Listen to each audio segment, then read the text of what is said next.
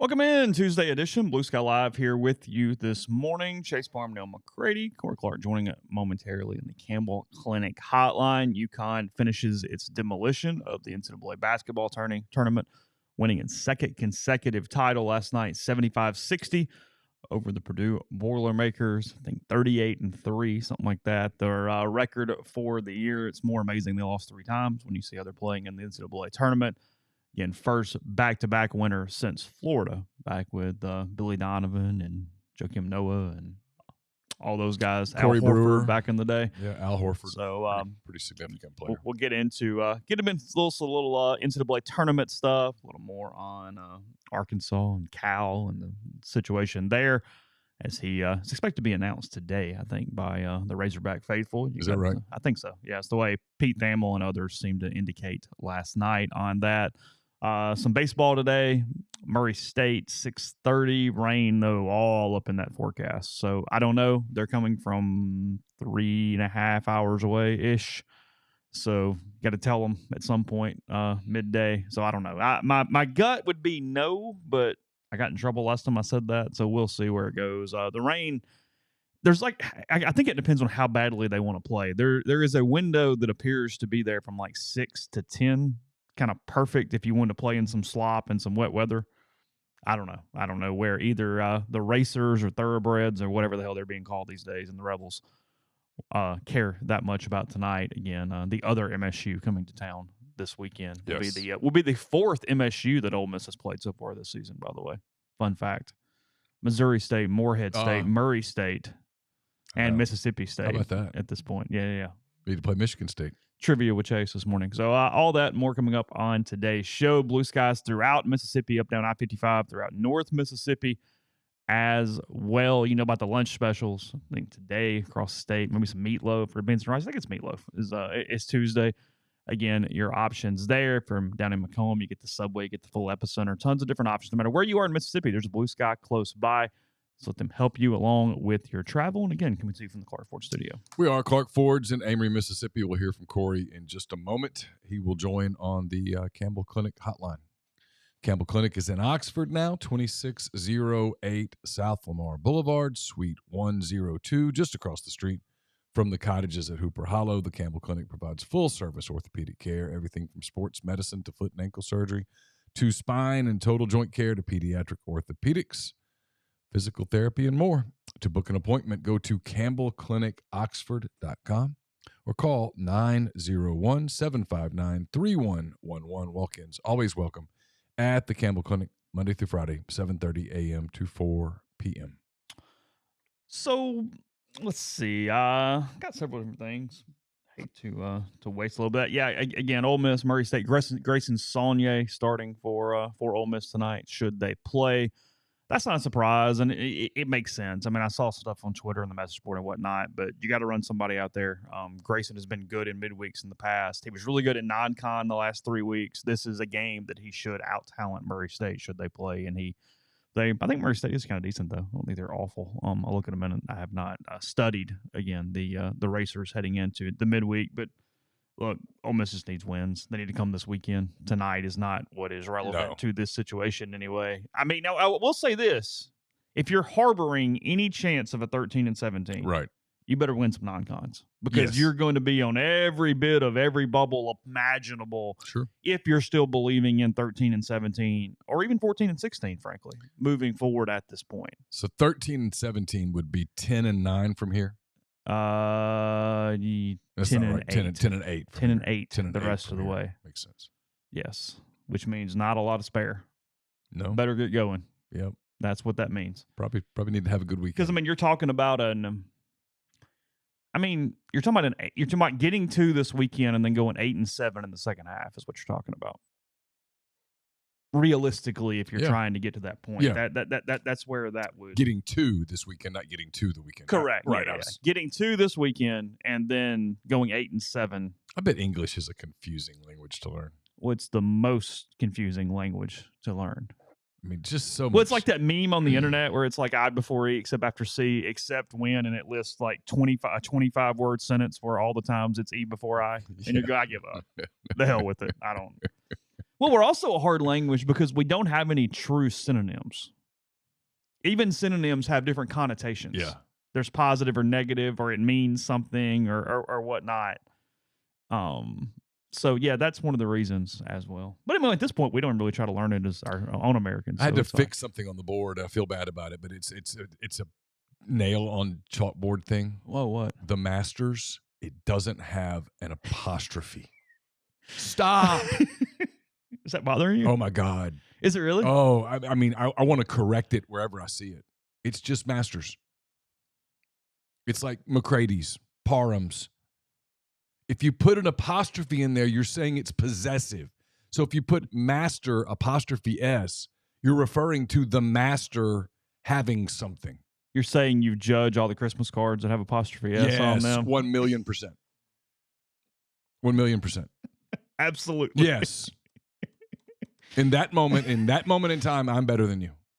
You also know who you went down to Walgreens and designed it and sent it, because anybody who's doing your cards for you, go, no. We're gonna avoid this at this point.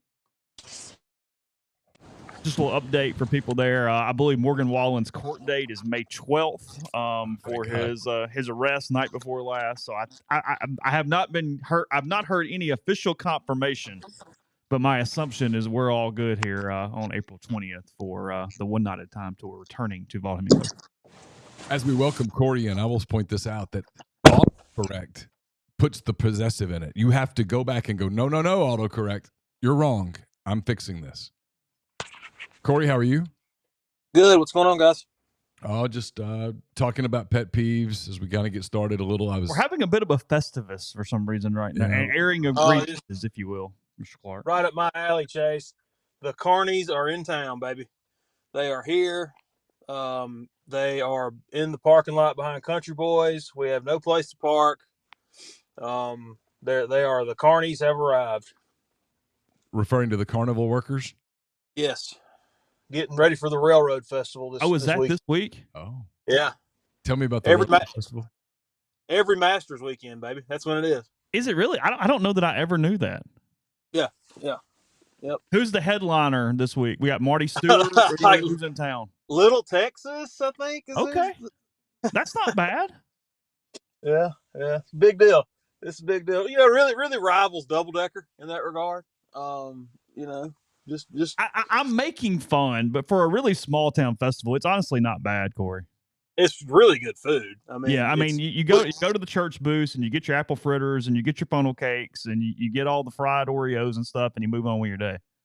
It's caloric. Yeah. It's pretty caloric. Is it always just like the same church that does the one thing too? Yeah, it's the apple fritters are the Pentecostal apostolic church out on Phillips School. on Shooty Road. That's who does that. All right, gotcha. So last week when you were talking to us, you were being stalked the whole time. Is that correct? So it was loud inside, and my truck was parked pretty far away. So I went into an alley between. I'm trying to give Chase a point of reference. Between Bill's Hamburgers, I'm across the street, and then there's an alley between Bill's and Country Boys. And so I'm standing there, and every town's got crazy person. And I know Chase hadn't lived here in 20 years, but if he saw him, he would know who I was talking about. And so he starts walking down the alley, and I made a mistake, and I locked eyes with him.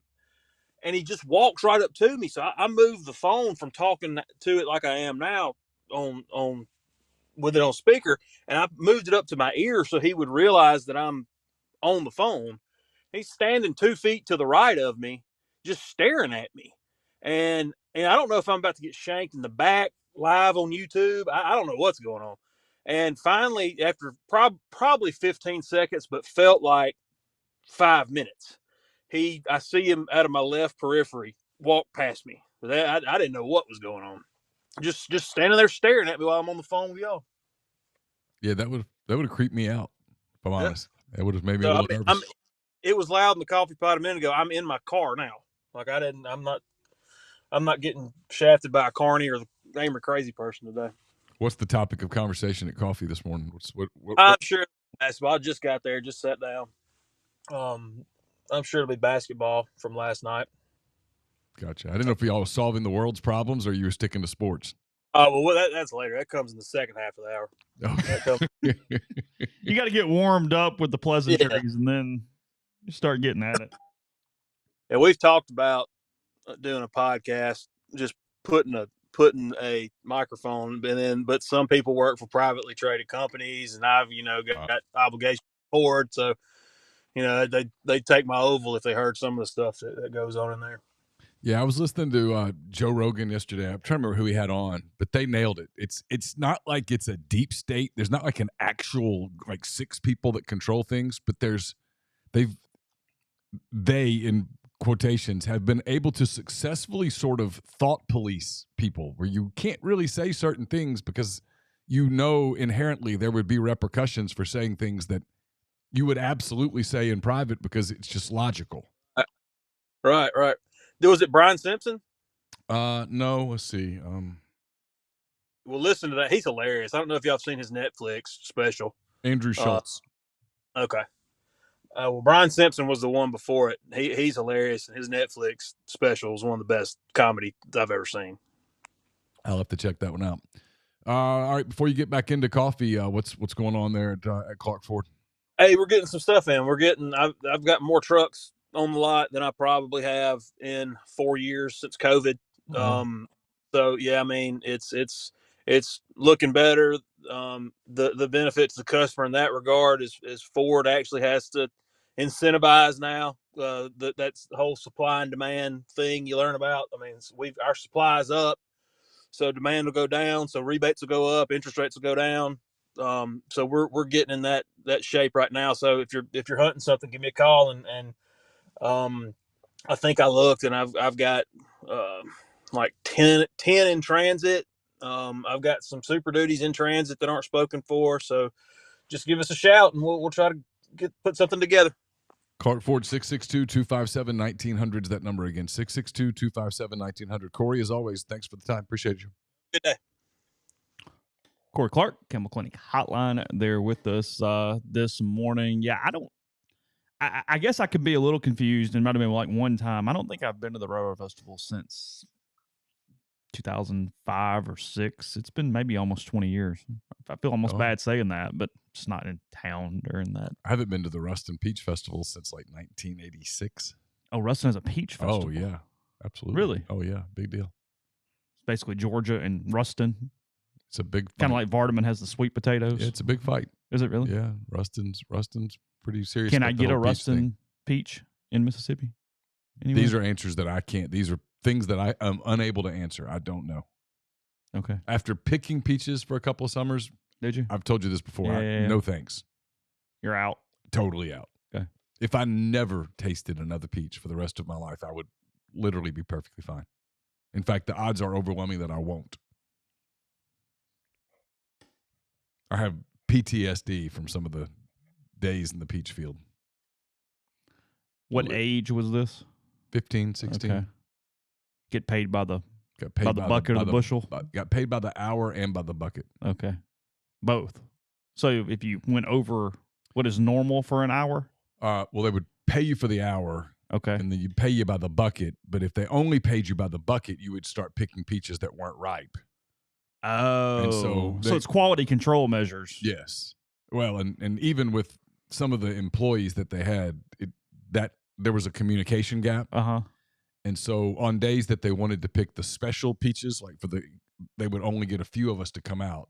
To make sure the quality was higher. And I basically learned it was those of us that weren't as fast picking, but actually used our looked eyes. at what you were looked at what we were picking before we picked. There was a lower trash percentage. Yes. Than the other days. Because on the days the scrap heap was not the same. If you produced a bucket that had too many peaches that should have stayed on the tree, okay, you were treated harshly. Okay. So I want to talk a little bit about Connecticut, Kentucky, Cal, Arkansas, all the basketball stuff going on. We'll get to baseball a little later in the show, but it's not where my mind is right now.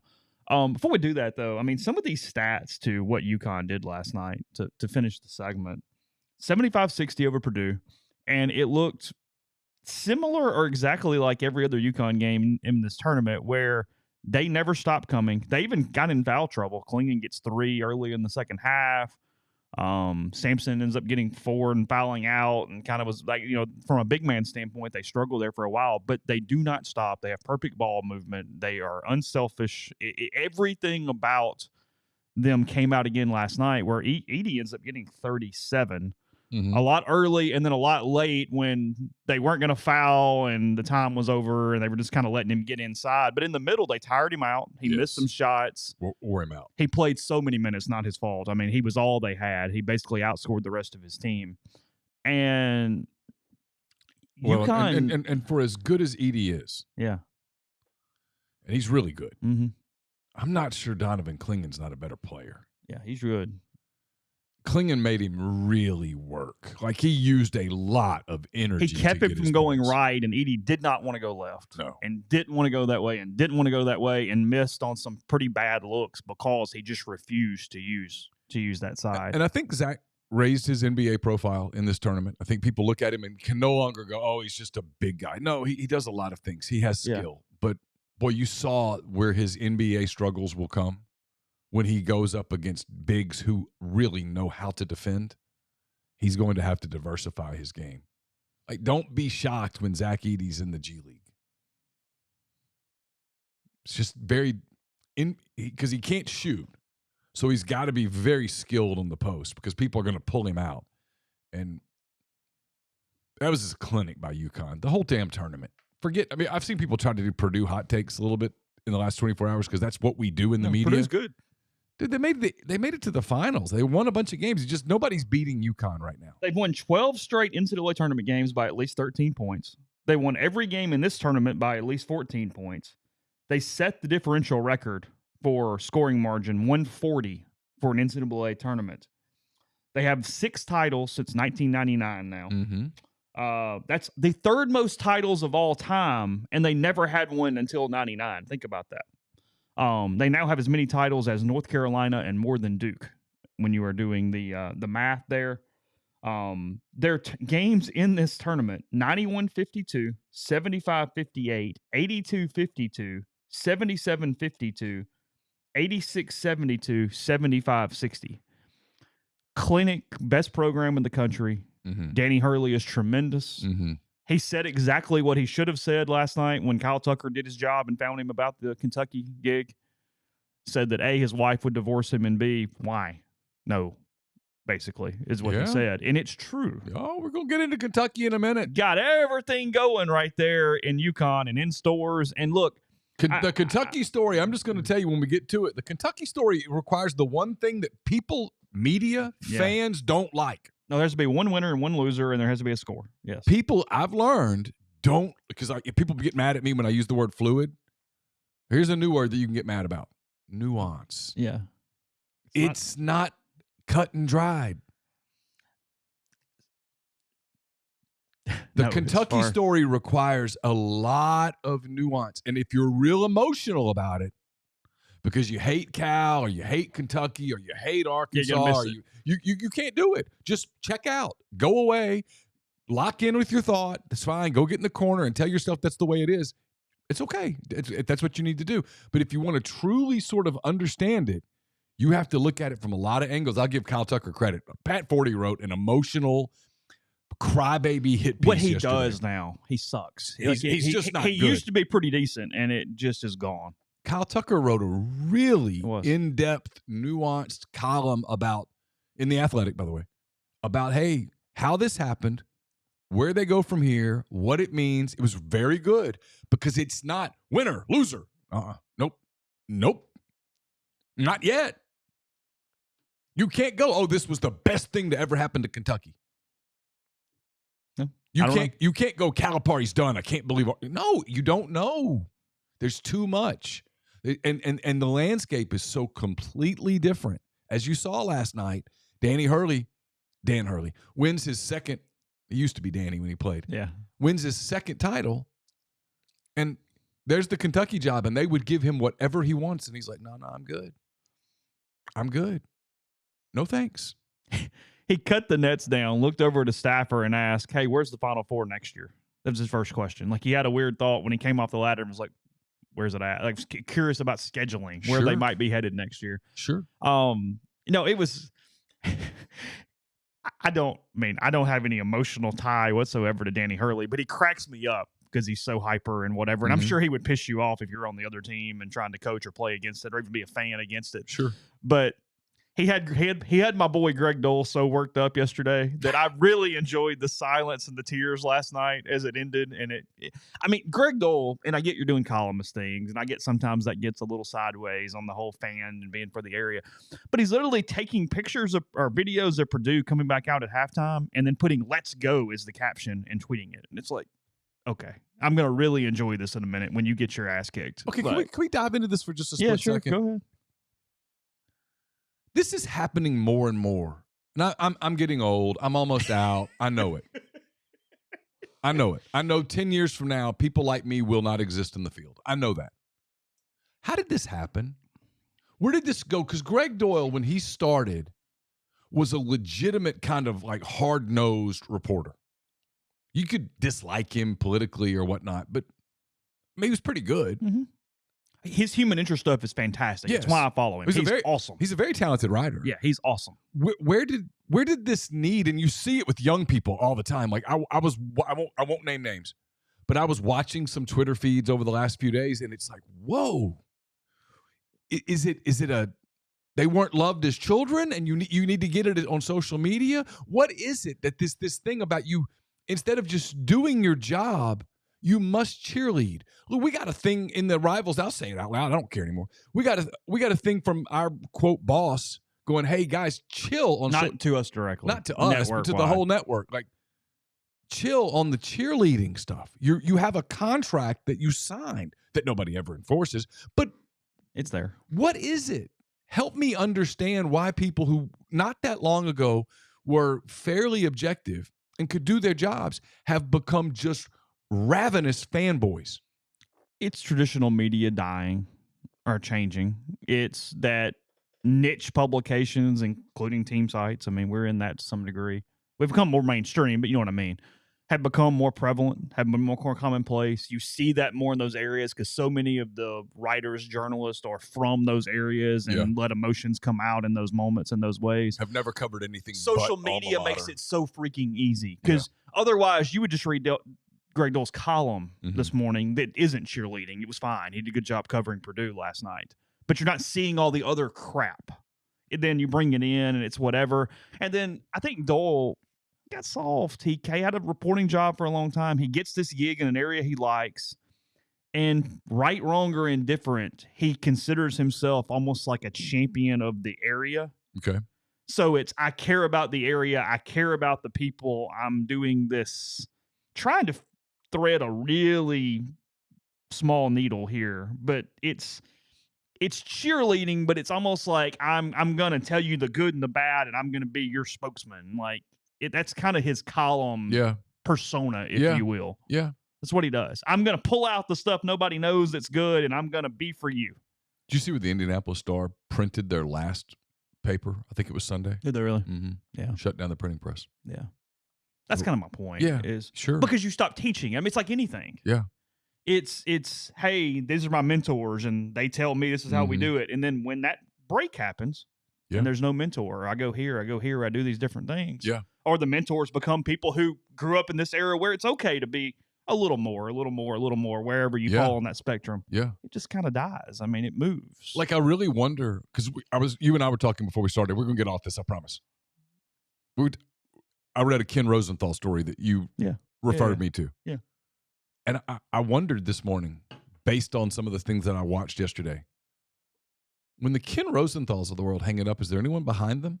Or is it everything, will there be a guy that you go to in a sport that, like Peter King, will there be anyone that replaces a Peter King where I can read about the NFL without having to think about, okay, is this guy an Eagles fan? Is he a Patriots fan? Is that going to happen?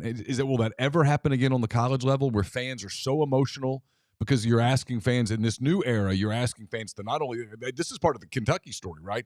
You're asking fans to not only cheer for your team and buy seats, but hey, you got to pay the players too. Like the big part of the story is, hey, well, how much money, how much NIL does John Calipari have to work with? How much money will the new Kentucky coach have to work with? Why did Nate Oates just dismiss Kentucky? All these things. And so I watch it and I go, will there ever be real journalism again? Okay.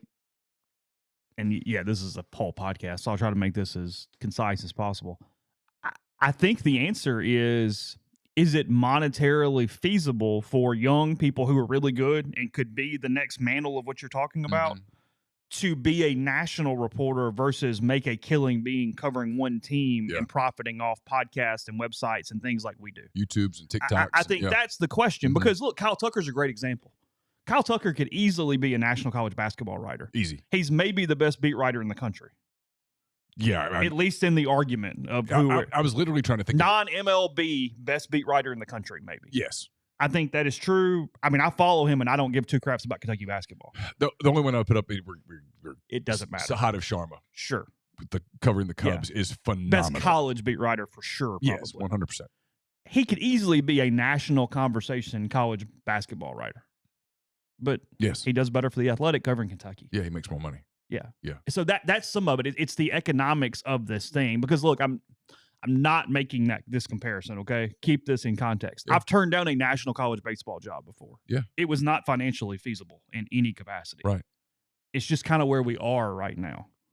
So I think it's almost: are we going to have to look to find that person on that beat that does it effectively and isn't doing what we started the conversation with, which was the cheerleading, versus, hey, that's going to be my dude and he's going to tell me all about Major League Baseball. And I don't know, but it feels like that's more the problem is, are they going to competitively pay the national people more than that person could be covering a region or a team? Yeah, that's a great point. And I don't know the answer to that. Yeah, I don't know. I'm not sure. So I mean, like Ross Dellinger could probably make more money go covering. There's no doubt. Tennessee. Yeah. LSU. Bama. Yeah. When you see the way, I mean, the financial move for Staples was to do mostly all podcast. Yeah. It wasn't even necessarily to be a writer per se anymore. It's to be a talking head, and I don't even mean that negatively. No, I get it. Yeah. 100%. Yeah. That's the question. There are days I think about, hey, we ought to just build a studio and just podcast all day. I mean, I could talk. I think, do we do a different podcast? Get people, the whole deal. I mean, the dude at KSR. Yeah. Just talks. Matt Jones. Yeah, I knew you were talking about. Yeah. Yeah. For everybody else. Yeah, Kentucky Sports Radio. Yeah. So he's literally turned that into. I did really laugh. Somebody sent me a screenshot yesterday of something he had said on his board because they're in connection with On3 now. And instead of like publisher or whatever, his says founder. And there's something about that Matt, hey, look, he's awesome, like as far as entrepreneurial. Sure. But he really likes himself. Him being founder made me really laugh yesterday when I saw it. I thought, okay. But I mean, should just say CEO. But he is. Well, yeah, he is. So, all right, we'll talk president. Yeah, we'll talk a little more Cal, a little more stuff coming up after the break. Prime Shrimp, primeshrimp.com. A lot of different flavors available for you. Everything from soy ginger, their newest offering. It's their bocce option. It's great with proteins, rice, vegetables, and plenty of other things. Again, they make great snacks during the day. Need some extra protein. Dinners on the go. Kids are busy, stuff going on, or just an easy lunch. primeshrimp.com. Use code RG. That's 25% off. Buy 5 pouches or more, and they'll take care of you. So, again, that's code RG with primeshrimp.com. Are you retiring soon? How long should you wait to take Social Security? What accounts should you pull from first? Are you already retired? Should you consider Roth conversions? These are just some of the questions that can only be answered with a personalized retirement income plan. Andrew Seago, Seago Wealth Management, specializes in helping folks just like you come up with their retirement game plan. Whether you meet at his office in Collierville or prefer Zoom from anywhere, schedule a free discovery meeting and see what they can do for you. It's rebelsretire.com. Brought to you by Comer Heating and Air, Southern Air Conditioning and Heating.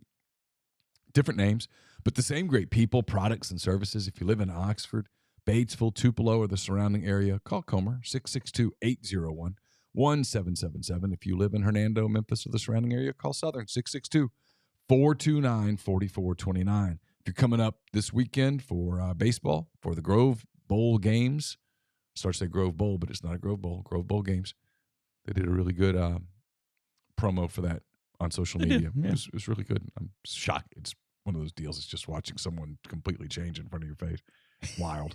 I mean that in a good way. Just remarkable. It's brought to you by the College Corner. If you want to make sure that you're ready to go, have all the fresh gear, stop by the College Corner on Thursday, Friday, whatever the case may be, Saturday. And it's right off of Sisk Avenue in the Oxford Commons, 4,000 square feet of the best Rebel gear you can find. Plenty of parking available to have you ready for Swayze, for Vaught Hemingway in absolutely no time. Also 2 locations in the Jackson area. And, of course, you can go online, collegecornerstore.com. And we're brought to you by Argent Wealth. When you work with Argent Wealth's 401k advisory services team, you gain a valuable advisory team and time-saving resource that will help you develop and maintain a solid strategy for your retirement plan. They're committed to providing you with the personalized attention and involvement that you want and need. Their goal is to help you manage your 401k plan properly and ultimately improve your employees' retirement readiness. It's myargentwealth.com. Hope that all of you guys are seeing fine this morning. Our former illustrious intern, Chandler Morgan, I saw put on Twitter that Google Trends this morning in a report she looked at saw a spike in searches of "my eyes hurt" after the eclipse yesterday. So there's some Darwinism in this. Yes. We've alerted you multiple times. So I don't even know that I feel sorry for you. I just hope you're not involved. That's all I will say. I feel sorry for little kids. Oh, sure. No. Other than that. Over a certain age, that's on you. Like, it's... Again. Hey, don't push the button, and you push the button. I mean, okay. Equity's not a thing. We're not all the same. It's a pipe dream. We're not all the same. You know? Utopia doesn't exist. She also pointed out that she won her bracket in their office pool by simply picking which mascot she liked better. It's more than fair. It works as much as anything. There is no science. I mean, but a husky would have beaten a Boilermaker. Yeah, but I think she went on like cuteness scale, like what she literally liked, not who could win in a fight. Literally, just what mascot she liked. Yeah, huskies are cute. I think she has a husky. Yeah, there you go. Well, there you go. Went all the way through. She's very lucky. She's in good shape. Yeah, very lucky. Just stick with that next year. It'll be fine. Yeah, it's gonna be all roll right. with it. I mean, you wouldn't count them out yet for next year. I wouldn't count them out for the next 5 years. Well, it's like, and no offense, but like I saw on the board, people going, hey, that's one of those programs that just kind of got it all right. It's like they've been a sack of hell for a long time. Like UConn men's basketball. Jim Calhoun won there. Kevin Ollie won there. Yeah, like this isn't, there is no little engine in these dudes. No. This is the really big monster that he's feeding the hell out of right now. I mean, he's made it bigger and stronger. Yeah, a lot of protein in that diet. But yeah, no, there was a template. I mean, he didn't have to blaze a trail. He's got some good dudes back. They're going to go in the port. They're treating this correctly. You build, you get high school kids. They work, they get older, they build, they stay. Somehow they stay. And then you go in the portal and you pick and choose. And they brought in the Spencer kid. It's like a journeyman, 24 years old. Was fine, but nothing, whatever. And was a beast last night. It's like this third option guy. Played defense, energy. I mean, it's incredible. He's fun.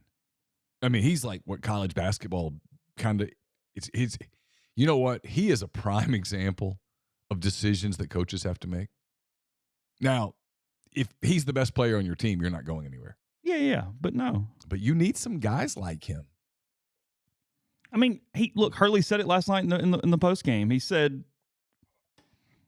we got some dudes back. They're going to get better. We have a way that we make those guys better. We're going to recruit NBA guys. They're going to come in. They're going to show. And then we're going to go in the portal. And we're going to fill in any gaps we got. That's what we're going to do. And we'll see you next year.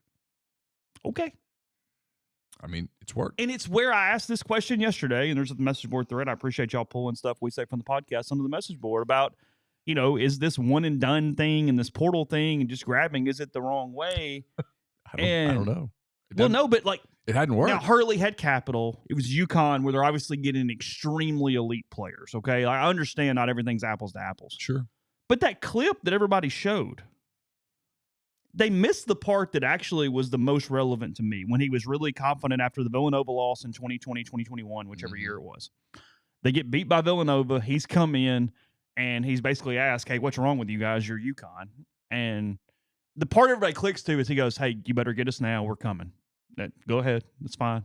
Get us now. Yeah. And he was right. Sure. But what he says before that is, hey, guys, we're in year 2 of a rebuild. These guys, these seniors, we appreciate them. They're going to win enough this year to feel good about how their career ended. He didn't say we're going to win championships. He Yeah. didn't say we're going to go to the tournament. Yeah. He said those guys are going to win a little bit, and they're going to appreciate where they are in this build and in this larger ecosystem of Connecticut basketball. He's very honest. Now, would that work at every school? Would there be patience at every school? Would that work in the same way with the Capitol? I don't know. But when we have that conversation, I don't think we're giving enough credit to the level of honesty that he laid out there of, hey, we're kind of sacrificing some upperclassmen here, guys. It's the Theo Epstein. It is what it is. Theo Epstein when he got to Chicago. I say it all the time. Yeah. Are you willing to say that out loud? Theo Epstein literally used the words, we're going to suck. Yes. Please come to the games. Yeah. Please buy tickets. We need your money. We're going to suck. And anybody that we have right now that's a veteran that's good, we're going to trade them. Ryan Dempster was very popular. He got traded. Mm-hmm. That's what's fascinating about that to me. Are you willing as a program at one of these big could Chris Beard say it today? Yeah, that's what I mean. Hey, at an SEC school not named Vanderbilt. You know what? I don't think the portal is the way to go. I think we're going to try to build this thing and then supplement with the portal. And so this is going to take a minute. We probably aren't going to the tournament next year. I know he won't say it because his attitude is if you ever say that, you're setting this level of whatever. But it's reality. Yeah. Like, there are programs, literally Arkansas is one of these programs. John Calipari, I guess if he's introduced today, there's no players to go talk to. He doesn't have a meeting. There's literally no player left. Zero. So people go, well, he has $7 million. Okay, cool. I mean, but how do you spend it? It was like when McMahon came to LSU, it was one player, one walk-on. Yeah. Isn't that right? I mean, I guess they had hey, you want to go get some sushi? Yeah. You want to talk about it? I mean, you want to tell me where the gym is? Like, yeah. I mean, let's go get some crawfish and you can just kind of walk me through. I mean, what do you do? I mean, John Calipari is going to go have a meeting, answer 17,000 questions from Bob Holt. Oh, God. And then he's going to walk into a locker room, and he's going to be like, Will Smith and the GIF. Ain't nobody there. Literally nobody there. I mean, this is wild. This didn't used to happen. And something tells me Danny Hurley laughs at it. He looks at it and goes, that's not how you do it. Yeah, but I'm at a place where this is, you can do this. Yeah. So that's the question. Yeah. Before we get on that, because I don't want to get off this, you mentioned it. This promo, Lane, yesterday. Mm-hmm. Put it out. It's on social media. It's previewing or it's publicizing the Grove Bowl games again. Basically, begging students to come. They're going to have representatives from every fraternity, sorority. They're doing all they can. Congratulations. Hell of a job. Sack races. Do what? I said sack races. I'm kidding. I don't might be. I don't know what they're doing. Potato toss. Whatever. I would love a traditional field day, please. I would kill for a traditional field day. The only criticism is he said first annual, which isn't a thing. It's inaugural until there's a second one. So little issue there, but I'm taking half a point. It cringed. You got your thing. I got mine. Yep. That is one. I went, nope. Has it happened again yet? Can't be a first annual until it's you can be second annual. Yeah. It's inaugural. First is just the one. Yes. Jackson Dart with him, JJP Geese with him. Lane pointing out JJ from Oxford doing all the stuff, and then hotty toddy go Rebels, and doesn't, unlike that GIF everybody likes from FAU where he looks like he would rather be anywhere else in the history of the world than right there. I mean, he looked like he was walking in to have a wrist amputated in that GIF. Yeah. He's comfortable. He's confident. He's just hanging out. Yeah. His demeanor, it almost makes me laugh, not because it's funny, but just because it's such a 180 from anything that we understood when he first got here. I just find myself smiling and laughing at him. It's a 180 from November 2022. It is. Now, is it about this team? Is it about his place in life? Is it about the program? Hell, I don't know. Probably a lot of things. But yeah, a little bit of everything.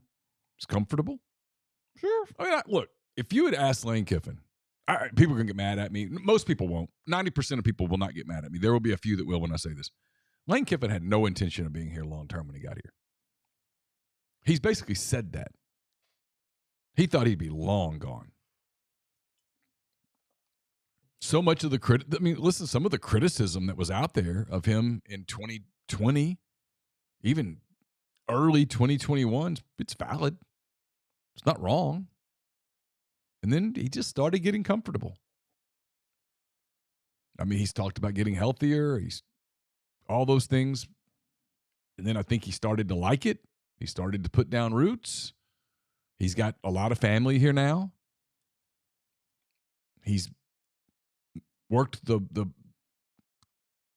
roster, what's the word I'm looking for, roster accumulation model as well as anyone in the country. I'm sure there's a handful of people that have worked it as well, but no one's worked it better. Sure. And he's taken a roster that was pretty decimated in 2019 and turned it into one of the better rosters in the country.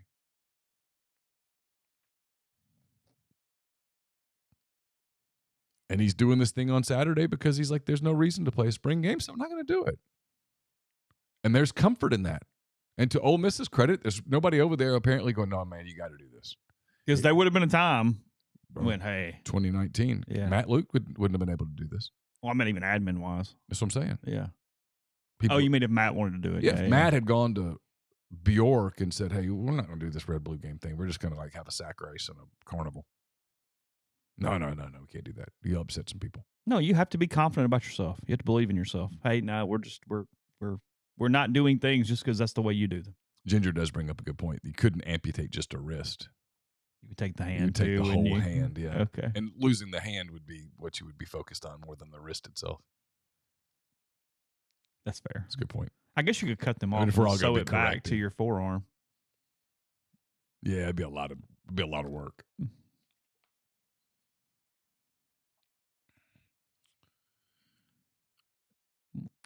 I don't Lane. Someone says, would reporters participate? No. You're then making yourself part of the story. You don't do that. Was it Bama that had reporters coach one year? Yeah. Wasn't that right? But tied into the coaching was that they had behind-the-scenes stuff that would allow them to kind of talk about the process of how you'd play one of those games. Okay. It wasn't just, hey, come coach. Yeah. Like Jim Dunaway was one of the coaches, I think. It allowed him to talk about, oh, here's what they do. Here's what happens. You want to know what the 2 hours before a game are like? Here it is. But no, he's very comfortable. I mean, again, I sometimes I feel like I'm like trumpeting him. I'm not trying to. I just complimenting what's obvious, which is, and there's no running from expectations this year. He's not doing the Houston Nut 2009 thing. He knows, they should be really good. Roster's really good. While knowing that sometimes you don't control things. Everything's there for you. And yeah, sure, of course. I mean, every team that should win doesn't. There will be some team that isn't supposed to win that will, typically. And I'm sure Lane's smart enough to know that last year, 8-4 could have easily happened. And we're maybe not having all these conversations. But it didn't. Again, I go back to that moment in the fourth quarter of the Arkansas game where I think it just told you so much about who he is and how he thinks. They're behind in the fourth quarter to Arkansas. Arkansas had just driven the field and scored. Kicked off. My friend Cam had kicked the ball out of the end zone. Ole Miss took over at 1st and 10 at the 25 and chased 3 plays later. It's 4th and 1. And he just goes for it. Gets it. Drives down, scores. Something happens on that play, a bad snap. Ole Miss had some bad snaps last year. A bad snap. Missed block. Football, anything can happen on one play. You don't get a first down right there. Arkansas gets it back. Maybe they figured it something out at that moment. They go score a short field touchdown. Arkansas leads by 10 at that point with like 4 minutes left. They hold on and win. Kiffin was going to get lots of criticism for going for it on 4th and 1, for his team not being ready after an emotional LSU game, blah, blah, blah. Why did you keep Jackson Dart in there when he was hurt? There was going to be all these questions. He didn't care. He never hesitated. You think about that, and you're like, well, it was statistically. No, come on. There's a lot of coaches in that moment that would have gone, let's punt. There's 80,000 people around you. There's so much going on. I mean, to use the movie term, a football coach especially, because the environment and the emotion and the quick decision making that's necessary, you've got to kind of constantly clear the mechanism and stay right there and just go, okay, clear head. This is the decision. Forget all the crap. What do I need to do? And I think, what do I do? I think you just nailed it. The reason that I think he is the way he is right now is for maybe the last couple of years, for the first time since he's been here, he's kind of where his feet are. Yeah. He got here. I'm just telling you, he got here thinking, okay, I'll get this going. We'll launch it into LSU, Florida, Bama, whatever. The Auburn thing happened, and he really thought about it. He did. And now, different spot. Why all that is, I don't know. I don't know him. Never had a personal conversation with him about it. But obviously, you can see that. And to me, that was the moment last season that told me so much. Just kind of that's just who he is. He is calm. Because look, 90% of coaches punt right there, and they justify it by going, "Well, Arkansas kind of sucks. We're going to punt it. We'll play defense. We're going to play some defense. We'll make a stop. Jefferson's not having a good year. Whatever. They'll punt it back to us, and then we'll go score." No, it's like, let's go right now. And if you don't get it, there's a real chance you lose that game. Yeah. And most coaches, what was it, like 10 minutes left at that moment? Yeah. Most coaches don't roll those dice at 10 minutes. And I get it. It was 4th and 1, and people go, I've had people tell me you're making a bigger deal of that play. I'm like, no, I'm not. There's lots of 4th and 1s that don't get converted. Oh. Stuff happens. I mean, give me a week. We will sit here one week in September, and I'll point out, okay, here's a 4th and 1. They didn't get it. Mm-hmm. An SEC defense can stop an SEC offense on one play. Yeah. Like you said, snaps were all over the place. I mean, Arkansas gave scholarships to their guys too. One play? Yeah, or a bad snap, or a fumble, or a pulling guard steps on the quarterback. I don't know, anything. Stuff happens. One play? You don't get that play right there. The whole season's different. You're not playing an Access Bowl if you lose at home to Arkansas. It was a big moment. I thought it was the biggest moment of the season. I really did. I thought it was a moment that told you so much about who he is, and it carries over into this. They're not having a spring game. Why? They don't need one. They don't want to get anybody hurt. They don't want to run a bunch of people off to the transfer portal who might misinterpret playing time or depth charts. Credit. Is it conducive to winning? Yes or no? Okay, that's the answer. Yeah. That's it. There's not a second question to it at this point. It's where they are. It's all about that. So. Yeah. Comfortable. And had that scenario played out differently, let's say the snap's bad, Judkins has to scramble for the ball, and Arkansas will make Chris Paul make a play. Okay, loss of 2. Arkansas first down, 10 to go at the Ole Miss 32. They just driven the field. Say they drive the field again and score and win. Kiffin would have been completely prepared for that. Mm-hmm. He would have said, "Hey guys, I told you, we're this is possible. I'm not going to do this by the book, and it doesn't always work." Yeah, it's like bunning. You either do analytics or you don't. Yeah, you either pick and choose. You either believe in it, or you don't. Get to basketball in a second, but quick, we did say we talk a little baseball. Kentucky 11-1 now, leading the SEC East. They are ahead of Vanderbilt at 8-4, Tennessee at 7-5, South Carolina 6-6, Florida 6-6 in the SEC, and 17-14 overall right now for the Gators. Weird, such a strange team. Georgia 5-7, and then Missouri 4-8, but 3 came against Florida last weekend, so they were 1-8, and then 4-8, and I don't know. Yeah, that's first-year coach. Done a hell of a job, I guess, keeping them together a little bit. They played. Yeah, sure. Yeah, they played. They showed up and played. As of right now, to my point, right? I mean, they're playing in SEC uniforms. As of right now, 6 of those 7 would make the postseason. Georgia would sneak in at 5-7 today. I mean, I get they can't go whatever, but you know what I mean. And then in the West, Arkansas 11-1, Texas A&M 8-4. 28-4 overall. All 4 losses are in SEC play for the Aggies. Oh.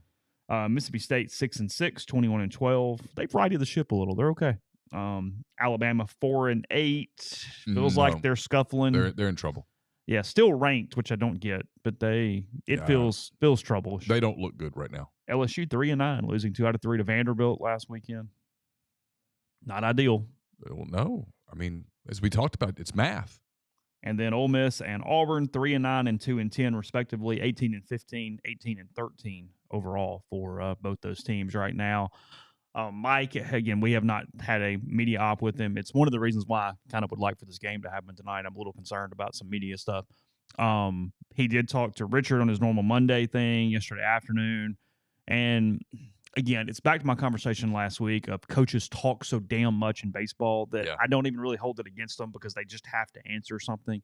And he kind of went through had this play gone this way. And I understand. And I don't even know what he's supposed to say because Saturday is when he apologized to everybody and said, hey, I'm frustrated. We're not good enough. We got to get better. It's my fault. I mean, he did everything you want him to do in that regard.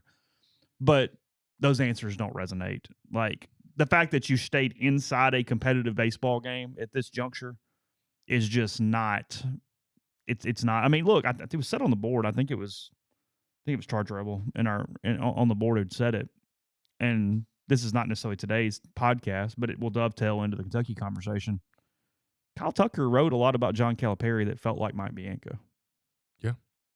There was that one paragraph specifically in that story that the message board poster pointed out that if this thing doesn't turn around and if this thing stays on its course and this is about Ole Miss more than the schedule that they have played to this point, because that's Mike's argument essentially right now is that they've played a really, really, really good schedule. And that's been part of it and all this and all this and all this. And look, again, they will play the games. We will find out and we'll see where it goes from there.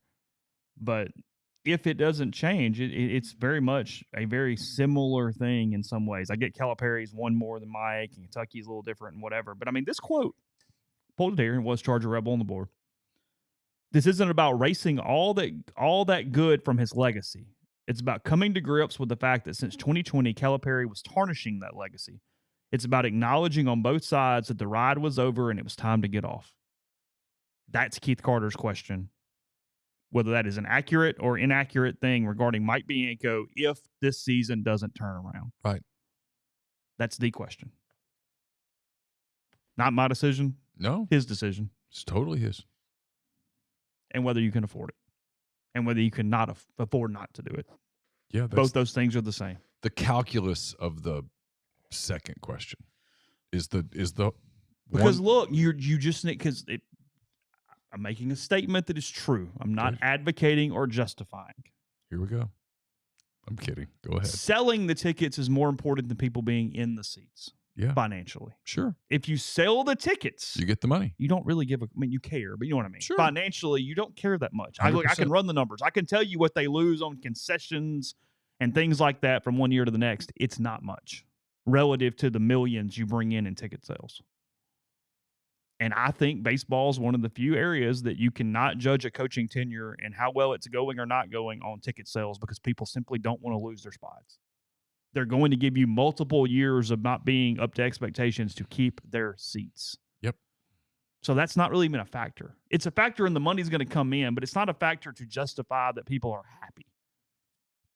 And that's where this thing sits here 12 games in. Well, and as we might begin to find out with Kentucky, the other thing that you always have to factor in is,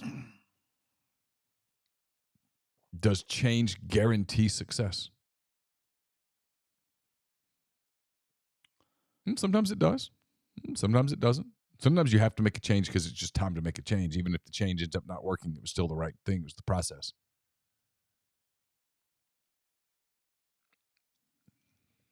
Look, if now for the record, they've played 4 SEC weekends. Yeah.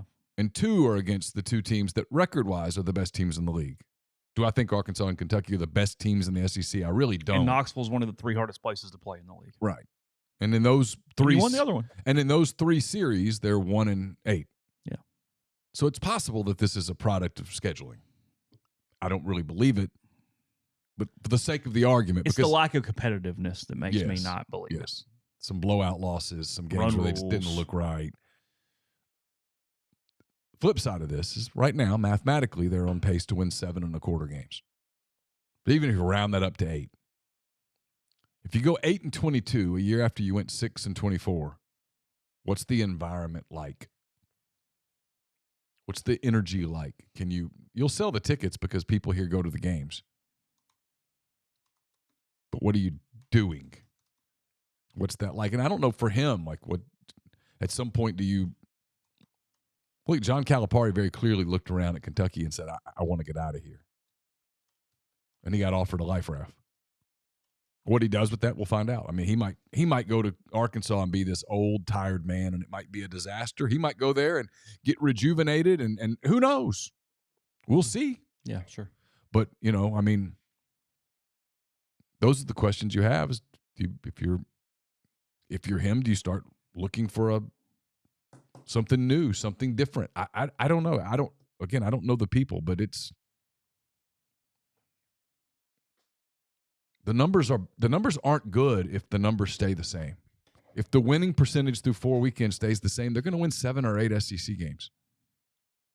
And you're going to have a hard time coming off of a 6-win season selling that from a emotional buy-in capacity. If you go 10-20, if you just go 10-20, and Okay. 10 right now takes an increase. I mean, Yeah, you would have to play at a higher percentage. that's more than 1 per weekend. I mean, I'm just saying, that's the way the math works. Yeah. That is 6 and 10. That is 16 and 44 in the last 2 years. That's 1 out of 4. I mean, that's not even the Calipari model. Calipari at least made the tournament. Yeah, that's what I mean. I mean, they lost to Oakland and to St. Peter's. St. Peter's, but they made the tournament. Yeah. They went 22 and 10 or whatever they were. Yeah, I mean, they weren't 5 and 13 in the league. Is my point. Yeah, no. Yeah, definitely. Podcast brought to you in part by Tyson Drugs and G&M Pharmacy. G&M on South Lamar in Oxford, 662-236-2222. They deliver locally in the Oxford area, and they offer MedSync for your prescriptions the same day each month. Take care of you. 1 delivery, 1 pickup. You have everything you need when you need it from G&M. They also will transfer your medications very easily. You make 1 phone call, they take care of the rest. So that is in Holly Springs or Oxford. Again, that is 662-236-2222. brought to you by John Edwards, Regency Travel Incorporated in Memphis. John traveled the globe for 37 years before he got into the travel business. He knows the extra attention that's needed to make a special trip one that creates a lifetime of unique memories. So give him some parameters. Give him a budget. He'll give you options that you're not going to find on your own in all likelihood. 901-494-3387. Or send him an email, jedwards@regencytravel.net. Oxford's newest Greek restaurant on the square, Opa, is the perfect place for your company dinner, a festive party event, get together on your weekend in Oxford. They can accommodate up to 200 guests. It's fabulous food, great craft libations as well. For catering information, for booking information, call Jeannie 601-421-7147. We're also brought to you by Service Specialist Staffing and Recruiting Agency. If your company is looking to hire quality, hard-to-find talent, Service Specialists can help. Keep in mind that they send that you only pay if you hire a candidate that they send. So you've got nothing to lose. Give Will, Sydney, or Kelsey a call, 601-573-9242, or check out their new and improved website, servicespecialistltd.com. Get the beautiful and healthy smile you deserve at Corinth Dental. Dr. Bubba McQueen, Dr. Jenny Beth Hendrick are devoted to restoring and enhancing the natural beauty of your smile using conservative, state-of-the-art procedures that will result in a beautiful, long-lasting smile. From routine checkups to advanced treatment, including implants and Invisalign, Corinth Dental is here to help you achieve your smile goals. Schedule your appointment today. Take the first step toward a better version of yourself. It's corinthdental.com. Are you a displaced corporate executive wanting to put your career in your own hands? Are you an experienced entrepreneur looking to help? Andy Ludicky can help you. He owns multiple franchises and businesses, uses his expertise to help others find their American dream through a very thorough and free consultation process. So call Andy, put your life and your career in your own hands. It's 100% free. You've got nothing to lose. Find your perfect franchise at myperfectfranchise.net. Email Andy at andy@myperfectfranchise.net or give him a call at 404-973-9901. All right, so laughed yesterday Media following John Calipari out on Richmond Road there in Lexington as he was walking his pup stroller and all for the little, I don't know, Pomeranian looking thing there that Calipari had with him. I don't know what kind of dog it was, but something along those lines. It was not a big dog, a small dog. They asked him if he had a comment for Kentucky fans. He said, no, I'm just walking my dog. Actually, the dog was kind of out walking him because he was the one walking. And he was doing, I hope maybe you don't do this. He was doing kind of like that little bit of that old man thing where he didn't have headphones in, but he looked like he was on the phone with it out on speakerphone, like holding that away from him as he was walking there, talking to whomever that he was talking to at that point. Yeah, it's fascinating because, as we said yesterday, we kind of focused on the Arkansas part. And Andy Staples was right. He pissed off a bunch of Arkansas people yesterday, but he was saying, hey, there's no guarantee that he's going to go win 9 titles and just take over the sport and do all these different things. And the Arkansas people are going, no, you're just being negative because he's going to make the tournament. It's like, no, you're paying him in a way that making the tournament is not even the start of this conversation. No, you're paying him. You're paying him to win national championships or at least be in Final Fours. Get to the second and third weekend. To be a prominent name inside the entire conversation of college basketball. Like, no, your expectation went sky high, and that's what he has to meet now. Yeah. You're not getting the John Calipari from the last 2-3 years and going, no, that's great. I'm glad to be in it. No. And there's no guarantee. He had everything he could want at Kentucky, resource-wise. And it didn't work. There's no guarantee anywhere anymore. No. I've been saying this for a long time. It's one of the few things that I've gotten right for a long time. Just because Kentucky always won doesn't mean that Kentucky will always win. Now, they should always be a threat to win because of the resources. Sure. But I don't know what their true NIL is. Mm-hmm. I don't know. Look, Calipari got a lot of guys to go to Kentucky because of his NBA pedigree. Mm-hmm. It was for Cal, not for Kentucky. Mm-hmm. Now, he played freshmen, and freshmen don't win in the tournament. And it becomes, admitted in the offseason he can't really change. And it becomes a cycle. And he goes, well, this is what I do. And he's really good at it. But it doesn't work now. Maybe it works in 3 years, but it's not working now. I mean, Nate Oates said no. Why would you leave? I mean, seriously. As a human being, we just got to talk about Lane Kiffin and his comfort level. Lane Kiffin can't do some of these things and act this way at Alabama, Ohio State. They'd lose their minds. And that's Kentucky basketball. Yes. Nate Oates can be a little off the wall sometimes at Alabama. Look, Calipari spent a decade going, no one should stay at Kentucky more than 10 years. Out loud, over and over and over. He gets to 10 years, starts sucking, but then can't step away. Yeah. Because people have pride and think they're different and the whole deal. Of course. The money, and frankly, they're going, no, I need to fix this, and hyper-competitiveness and all the stuff. Sure. And I'm sure in his mind, at the end of that St. Peter's game, he probably would have gone, God, if we could have just survived this when we were going to go on a run. Mm-hmm. Yeah, the tournament will lie to you in that way. Of course. Sometimes not a lie, but yeah. Yeah. I mean, you never know. I mean, St. Peter's one of the Elite Eight. Yeah. Same bracket. Yeah. I mean, you're probably right. But he's probably thinking after the Oakland game, if we could have just survived that one, the guys would have calmed down and our talent would have shown. NC State. Well, just our talent would have shown up and we would have gotten going. Is he right? We'll never know. I don't know. But yeah, to your point, you can justify a lot of things. And the pressure on this new cat is going to be, of course, immense. Of course. And so far, nobody seems to be jumping up and down to get it. I mean, Nate Oates is like, no thanks.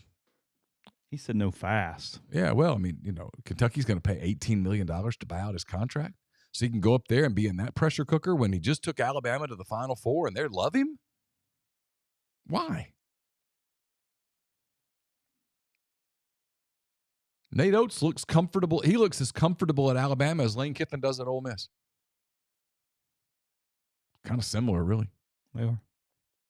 Ole Miss people don't expect Lane Kiffin to win the national championship every year. They don't. And Oates can consistently get enough NIL even with the football behemoth. I don't know. Yeah. I don't know how look, to me, the whole NIL conversation, and this is where I know I piss people off. The people that, like, if you're the couple that gives $1,000 a month to an NIL and you run into any financial thing, what's the first thing to go away? Yeah, sure. So I don't know how anybody counts on NIL unless you're counting on corporate NIL, at which point, I don't know. There's a lot of money in Alabama right now. From Birmingham all the way to Huntsville to the Tennessee line is a booming part of the country. How much of that can you get for basketball or for any NIL, for school specific NIL? I have no idea. Mm-hmm. I mean, that's the question in Northwest Arkansas has been. It's one of the most booming areas of the country. There's just tons of jobs up there. Real estate's going nuts. Does all of that translate into NIL funds to buy athletic players for the University of Arkansas? I have no earthly idea. My honest answer to all that is probably not. Yeah, sure. I just don't know that that's how that works. I don't know that that's how. I mean, it's still new and it's still cool. I do wonder in 5 or 6 years. Also, large corporations they don't like tying to a place like that. Well, and just I mean, FedEx hasn't decided Memphis or Ole Miss is going to run things. Where's the return on investment? Yeah. I mean, we're still new enough where you can, to your point, you can lie to yourself and go, "Oh, this is really working for our business." Maybe it is. But I mean, if you told me that we got a vision down the road and 5 years from now, businesses are like, this just doesn't work. There's no ROI on this. I totally buy it. That market evens itself out. But I could be wrong. I don't know.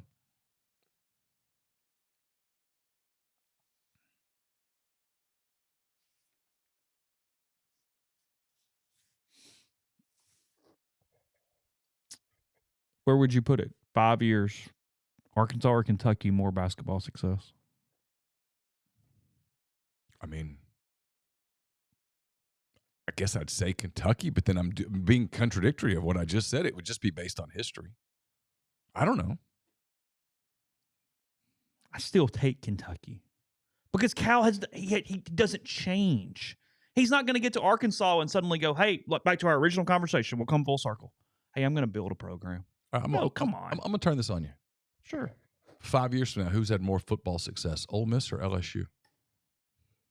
Because 5 years ago, if I ask 100 people that question, all 100 say the exact same thing. Don't even think about it. I would love to have a 2025 record before I answered the question. Sure. Because but you understand my point. No, I know.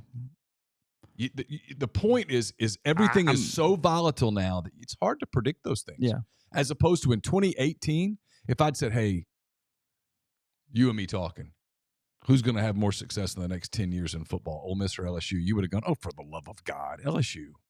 But I guess and I guess I'm answering this from the basketball question I ask you in that way, is I'm not sitting here just taking Alabama and throwing them out to the pasture in football because Saban left. No, just like Kentucky basketball. I'm going, I'll still take the place that cares more than every damn where else. Yeah, but Alan makes a point. In the last 4 years, Arkansas's won more tournament games. Well, I know. That's what I mean. So I don't know. That's my point. I think it's a Cal problem, not a Kentucky problem. It might be. Cal admits it. Yeah. What I do doesn't work, but I won't do anything else. Right. Because, like, Alan, I love you. Like, I'm glad you're here, but you're an Arkansas fan. Like, you're begging and pleading that what Cal is doing is going to work. And it hadn't worked. And it might. I mean, God, you might be raising a damn banner next year. I don't know. Yeah. I mean, he might put 4 freshmen on the floor and it's the next.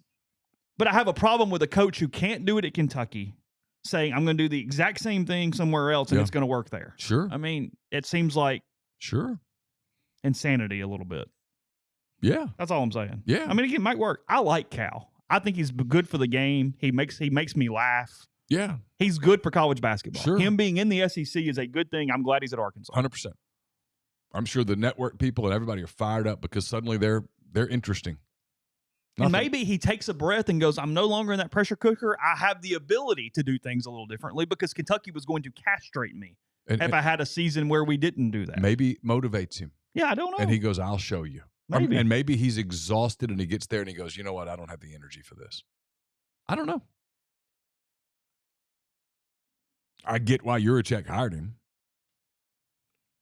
because you couldn't go, hey, He saved his job and he got everybody on one path. I know. And put a bunch of No. Yeah. filled the coffers. Yeah, 100%.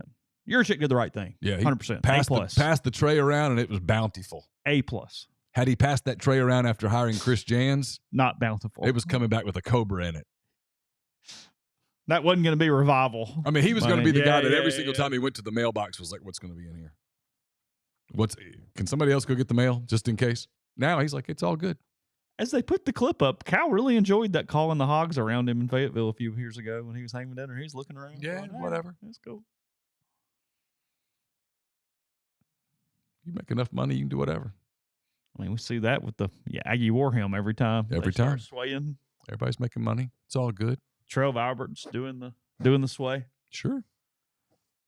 Hey, what's these words again? Hey, we're paying you $12 million. Okay. What's these words again? Absolutely, 100%. Yeah. Can I write them in my hand? All right. Cool. Sweet.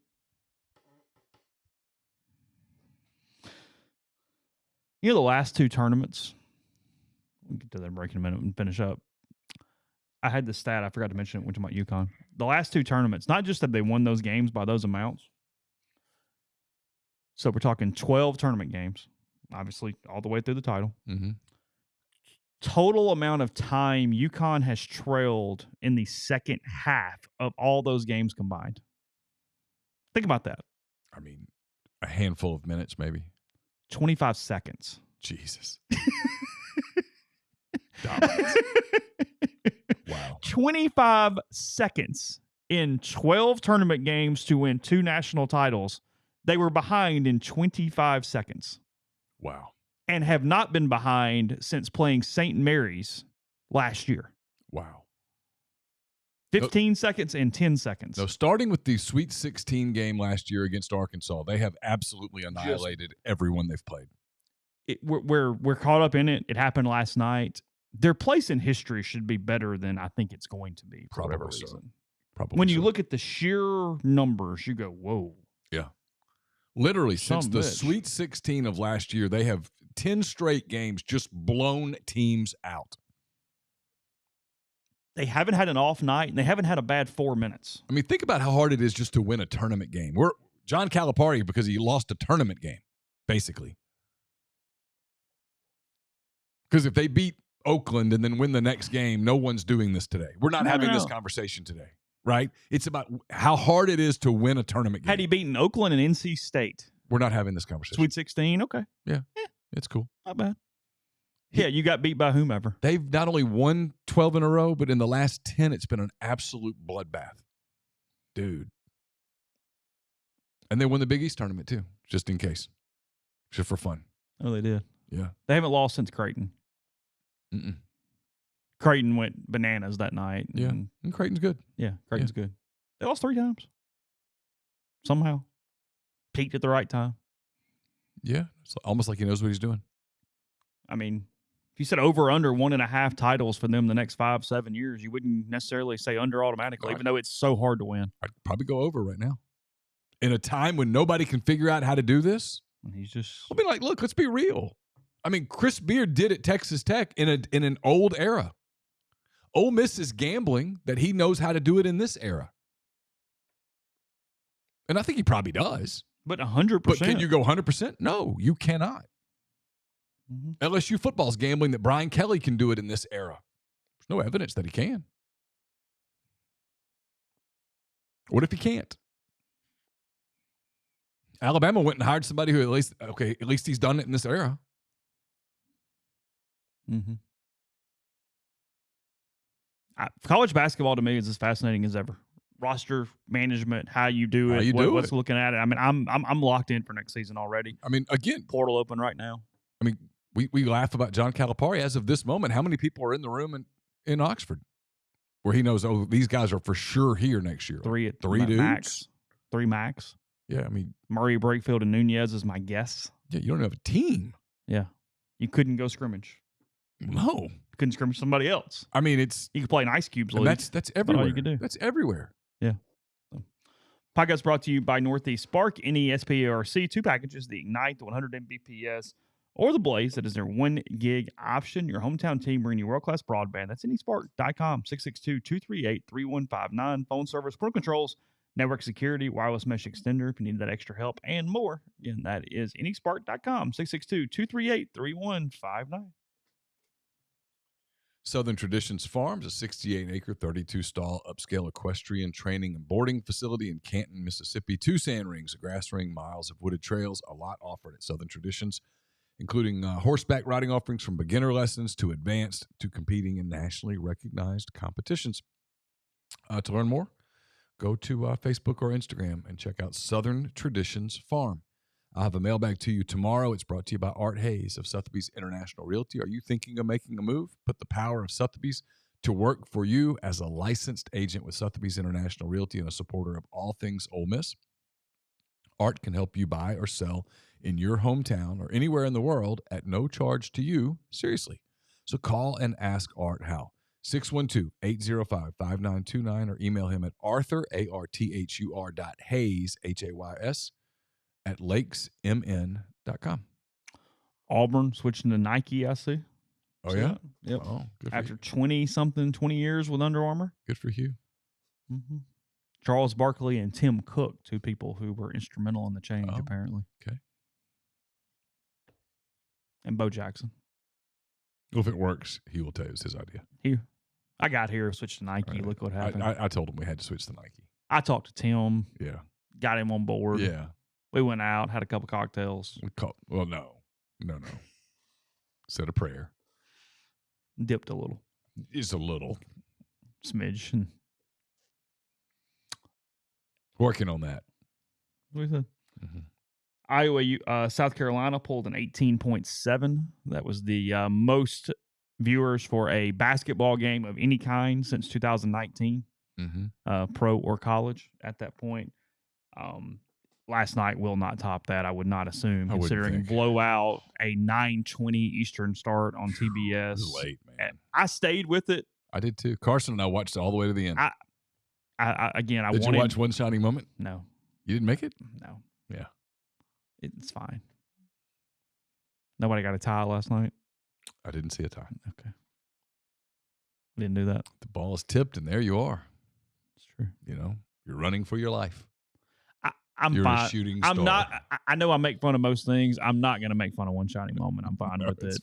It's fine. It's good. It's a low hanging fruit if you would like to, but fine. I'm not. No, it's good. It's okay. I'm all good with it. Who won MOP?